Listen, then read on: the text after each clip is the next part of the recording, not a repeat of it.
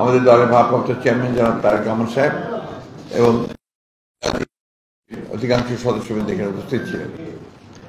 সেই সবাই একটি গুরুত্বপূর্ণ সিদ্ধান্ত যে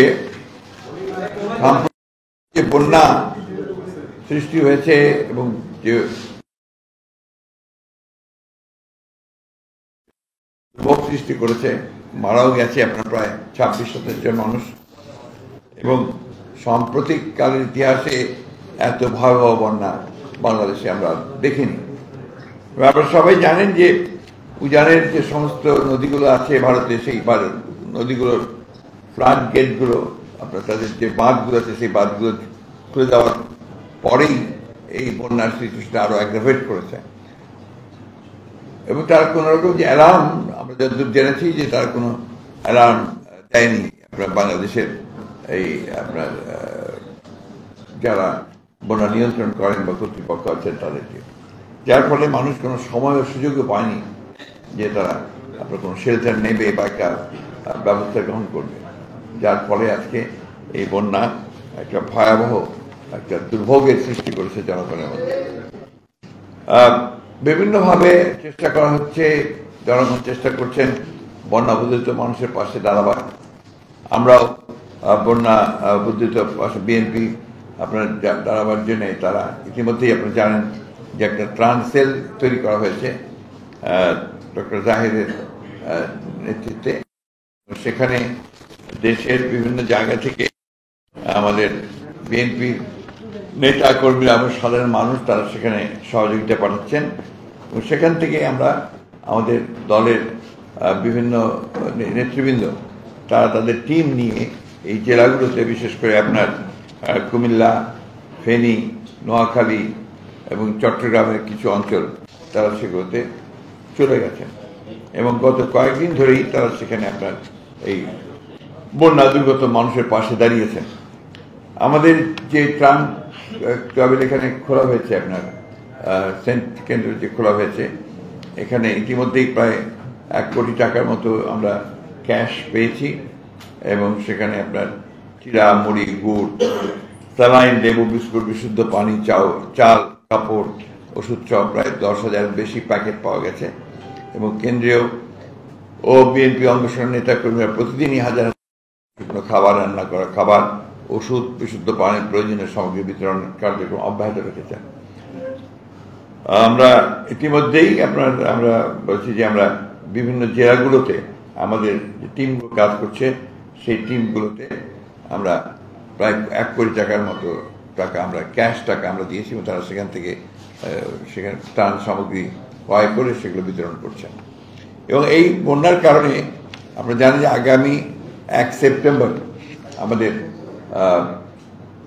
প্রতিষ্ঠাবার্ষিকী। এই প্রতিষ্ঠাবার্ষিকীতে আপনারা জানেন যে আমি আপনাদের সঙ্গে বলেছিলাম যে 6 দিন ব্যাপী একটা আপনার খুব বড় কর্মসূচি নেওয়া হয়েছিল। তো এই বন্যার কারণে কালকের সবাই সিদ্ধান্ত হয়েছে যে আমরা এই কর্মসূচিকে একেবারে এই মুহূর্তে বাতিল করে সেখানে যে অর্থ ব্যয় হওয়ার কথা ছিল সেই অর্থটা আমরা আমাদের ত্রাণ তহবিলে দিয়ে দেবো, এবং ত্রাণ তহবিল থেকে সেটা জনগণের কাছে আপনার যারা দুর্গত জনগণ আছেন তাদের জন্য সেটা দেওয়া হবে। এবং আমরা এখন যেটা থাকবে কর্মসূচি সেটা হচ্ছে যে আমাদের দলীয় পতাকা উত্তোলন করা হবে প্রত্যেকটি আমাদের যে শাখাগুলো আছে সেগুলোতে সারা দেশে।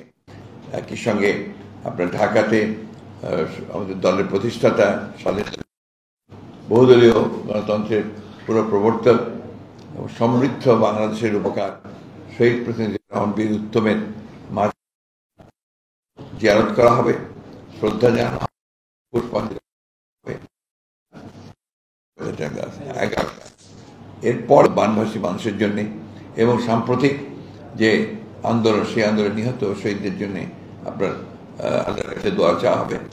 একই সঙ্গে দেশনেত্রী বেগম খালেদা জিয়ার সম্পূর্ণ রোগ মুক্তির জন্য আমরা দোয়া চাইব, এবং আমাদের যারা কারাগারে আছেন তারা তাদের মুক্ত হওয়া এবং দেশে ফিরে আসার জন্য আমাদের চেয়ারম্যান যেন তারেক রহমান সাহেব যেন দ্রুত দেশে ফিরে আসতে পারেন, সেই জন্য আমরা দোয়া চাইব। এরপরে আমাদের আলোচনা হয়েছে আপনার সামগ্রিক রাজনৈতিক যে পরিস্থিতি আছে সেই পরিস্থিতি নিয়ে আলোচনা হয়েছে এবং আপনার উপদেষ্টার ভাষণের উপর আলোচনা হয়েছে। এই হচ্ছিল গতকালকের আমাদের স্ট্যান্ডিং কমিটির মিটিংয়ের আপনাদেরকে আমি জানালাম। আরেকটা বিষয় যেটা আপনার খুব জরুরি আপনার জানানো, সেটা হচ্ছে যে আমরা লক্ষ্য করছি যে বিভিন্ন জায়গায় আপনার কিছু কিছু দুর্বৃত্ত তারা বিভিন্ন রকম অপকর্ম করে বিএনপির উপরে আপনার চাপানোর চেষ্টা করছে।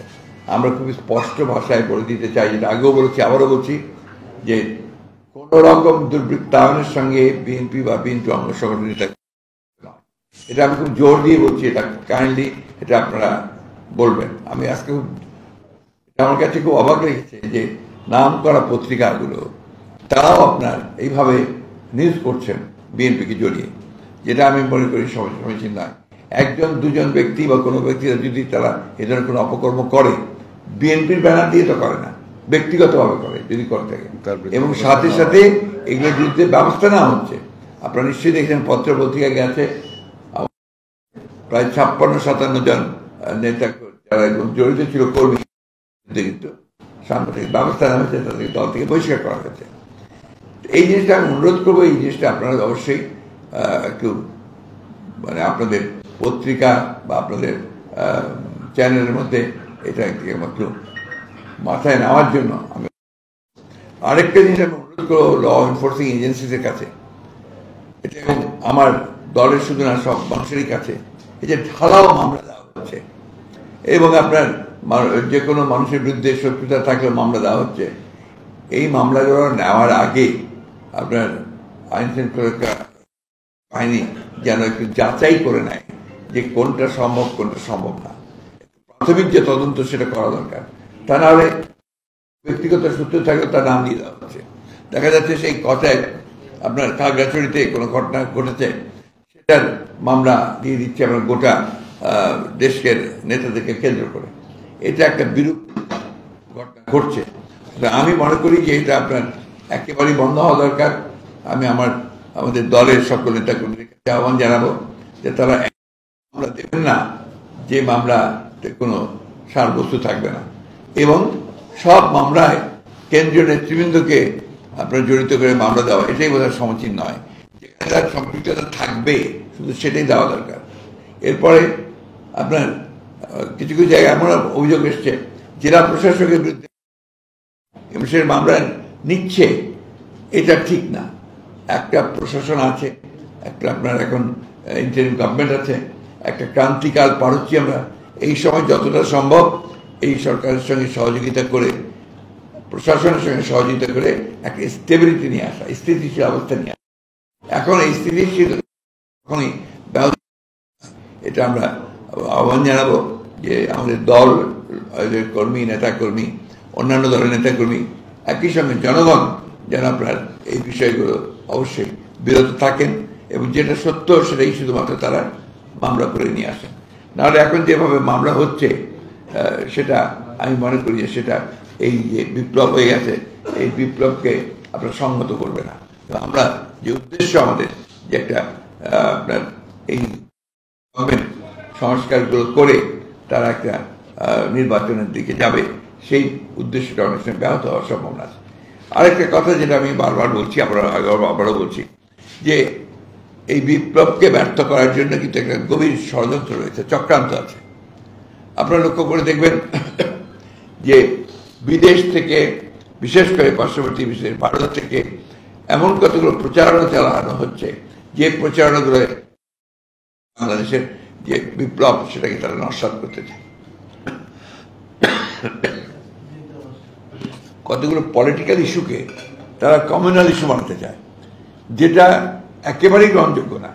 আপনার প্রথম দিকে যে ক্যাম্পেইন চালানো হয়েছে যেখানে মাইনরিটিদের উপর অত্যাচার নির্যাতন চলছে, এর বোধহয় 1-2% সঠিক না, এবং যে ঘটনাগুলো ঘটেছে সেগুলো কিন্তু আপনার কমিউনাল এবং অ্যাট দি সেম টাইম এর সঙ্গে পলিটিক্স, কমিউনাল না, এগুলো পলিটিক্যাল।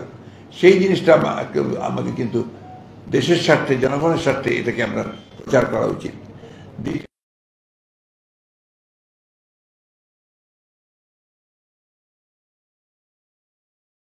ক্যাম্পেইন চলছে, কনসার্টেড ক্যাম্পেইন, এবং আমি বলতে বাধ্য হচ্ছি অত্যন্ত আবার সে আগের মতো 1-11-র মতো বিএনপিকে লক্ষ্য করে সেই কাজগুলো করা হচ্ছে। এটা আমি মনে করি যে এটা অত্যন্ত একটা অন্যায় হচ্ছে, অবিচার হচ্ছে। কারণ বিএনপি গত 15 বছর ধরে এই দেশের গণতন্ত্রকে পুনরুদ্ধারের জন্য সবচেয়ে বেশি ট্যাক্স স্বীকার করছে। বিএনপির চেয়ারপারসন 6 বছর জেলে ছিল এবং সম্পূর্ণ মিথ্যা একটা ফেক মামলায়। ভারপ্রাপ্ত চেয়ারম্যান বিদেশে নির্বাসিত অবস্থায় আছে। আমাদের শীর্ষ নেতারা একজনও বাকি নেই যারা জেলে 2-3 বার 4 বার 5 বার 10 বার 11 বার। আর পরবর্তী স্তরের নেতারা 124, 140, 150, এমনকি 326টা পর্যন্ত মামলা রয়েছে। সাজা হয়েছে প্রায় 2,500 নেতাকর্মীর বিরুদ্ধে। গুম হয়ে গেছে আমাদের 700-800 নেতাকর্মী। হত্যা হয়েছে, নিহত হয়েছে, শহীদ হয়েছে প্রায় আপনার মোর দেন 2,500। গ্রেফতার হয়েছে হাজার হাজার, একটা সময় আসে আর গ্রেফতার হয়ে যায় 36,000, 28,000 মতো একই সঙ্গে। এই বিষয়গুলো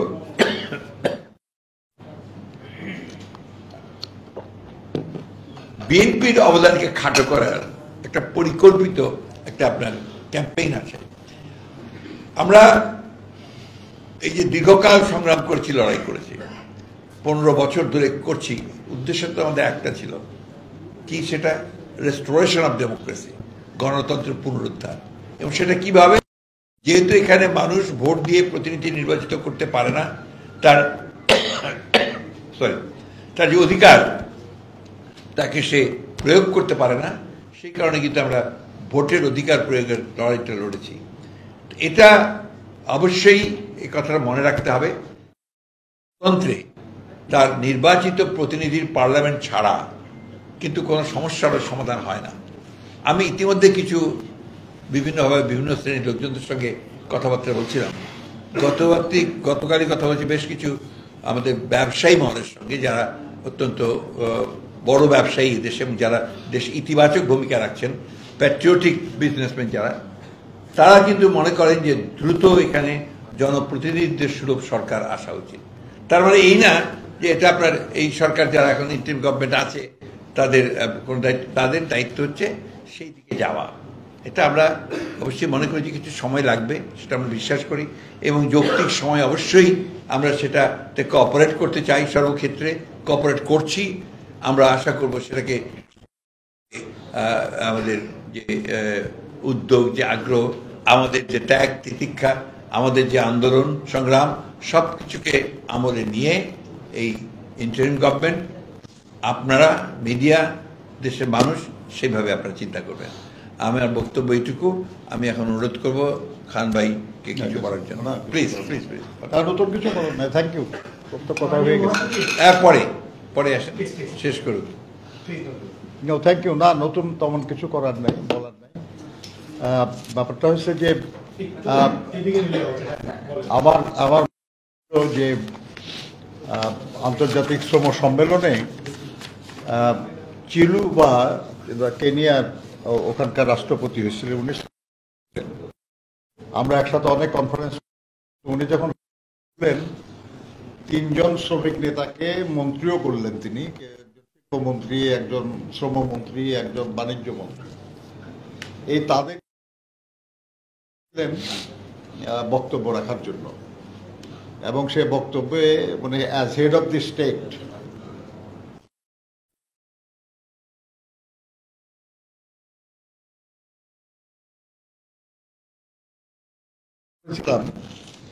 গত 2 বছরে তার চেয়ে বেশি ধর্মঘট হচ্ছে। কারণ এবং যারা ধর্মঘট করেছে এরা আমার সহকর্মী, একসাথে আমি তাদের সঙ্গে কাজ করেছি, আমি তাদেরই নেতা ছিলাম। কেন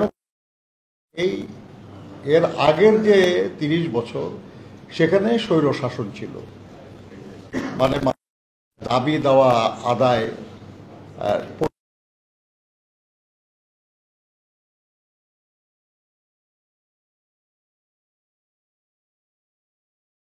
শাসন ফিরেছে, তখনই অনেক লোক একসাথে এই দাবি দেওয়া আদায়ের জন্য দ্রুত চেষ্টা করছিল। তখন তারা চেষ্টা করে লোকজনকে বোঝানো সক্ষম হয়েছেন তারা যে গণতন্ত্র ফিরে এসেছে, সমস্যার সমাধানও হবে, কিন্তু তার জন্য কিছু সময় দরকার এবং আলোচনার মাধ্যমে হওয়া দরকার। যদি এভাবে মানে হরতাল ধর্মঘট করা হয় অপ্রস্তুত অবস্থায়, তাহলে বরঞ্চ আরও অর্জিত যে সাফল্য সেটা ক্ষতিগ্রস্ত হতে পারে। আমি বাংলাদেশে এরকম অবস্থা দেখতেছি আর কি, যে আমরা কয়েকদিন আগে দেখলাম আমাদের একটা আনসার বাহিনী তারা একটা এরকম আন্দোলন করলো আর কি। আবার পত্রিকায় দেখতেছিলাম পল্লী বিদ্যুতায়ন বোর্ডের কর্মচারীরা কর্মবিরতি। আবার দেখলাম আপনার রিক্সার শ্রমিকরা এরকম করতেছে, আবার আপনার নৌযান শ্রমিকদের কিছু আন্দোলন চলতেছে, গার্মেন্টস শ্রমিকদের কিছু চলতেছে। এগুলো অন্যায্য আন্দোলন না, কিন্তু যেমন ধরেন নৌযান শ্রমিকদের গভর্নমেন্ট একটা মিনিমাম বছর আগে 22 সালে, কিন্তু কিছু মালিক সেটা বাস্তবায়ন করে নাই, সেটার বিরুদ্ধে আন্দোলন চলছিল। এখন এটা আরো ম্যাচিওর করেছে আর কি। একইভাবে গার্মেন্টসের যে আন্দোলন সেই গাজীপুরের দিকে, সেটাও মিনিমাম ওয়েজেস বাস্তবায়ন এবং তাদের বকেয়া মজুরির জন্য। আমি বলতেছি এগুলো অন্যায় না, এগুলো ন্যায্য আন্দোলন আর কি। কিন্তু আমাদের সবার কাছে অনুরোধ থাকবে যেটা, সেটা হলো যে ন্যায্য সমস্যা একটু সময় বোধ হয় এই যে অন্তর্বর্তীকালীন সরকার আছে তাদেরকে দেওয়া দরকার, যাতে করে তারা যুক্তিসঙ্গত সমস্যাগুলির সমাধানের ব্যাপারে ব্যবস্থা নিতে পারে।